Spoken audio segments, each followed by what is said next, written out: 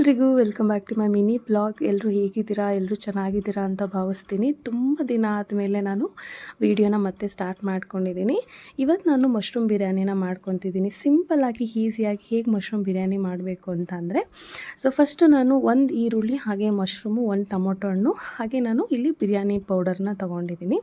ಮಸಾಲೆಗೆ ಹಸಿಮೆಣ್ಸಿಕಾಯಿ, ಶುಂಠಿ, ಬೆಳ್ಳುಳ್ಳಿ, ಈರುಳ್ಳಿ, ಕೊತ್ತಂಬರಿ ಸೊಪ್ಪು ಇದಿಷ್ಟೇ ಮಸಾಲೆನ ರುಬ್ಕೊಂಡು ಎಣ್ಣೆ ಇಟ್ಟು ಎಣ್ಣೆಗೆ ಮಸಾಲೆ ಸ್ಪೈಸಸ್ಗಳೆಲ್ಲನೂ ಹಾಕಿ, ಇದ್ರ ಜೊತೆಗೆ ನಾನೇನು ಮಸಾಲೆ ರುಬ್ಕೊಂಡಿದ್ದೀನೋ ಅದನ್ನು ಕೂಡ ಹಾಕಿ ಹಸಿ ವಾಸನೆ ಹೋಗೋವರೆಗೂ ಅದನ್ನು ಚೆನ್ನಾಗಿ ಬೇಯಿಸಿ, ನಂತರ ಕಟ್ ಮಾಡ್ಕೊಂಡಿರೋ ಮಶ್ರೂಮ್ ಹಾಗೆ ಟೊಮೊಟೊ ಹಣ್ಣು ಹಾಕಿದ್ದೀನಿ.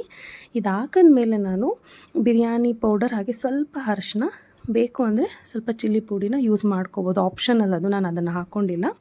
ಬರೀ ಬಿರಿಯಾನಿ ಪೌಡರ್ ಹಾಗೆ ಸ್ವಲ್ಪ ಅರಿಶಿನ ಹಾಕ್ಕೊಂಡು ತೊಳೆದಿಟ್ಕೊಂಡಿರೋಂಥ ಅಕ್ಕಿನ ಹಾಕಿ 2 ವಿಷಲ್ ಕೂಗಿಸಿದ್ರೆ ಘಮ ಘಮ ಅಂತಿರೋ ಮಶ್ರೂಮ್ ಬಿರಿಯಾನಿ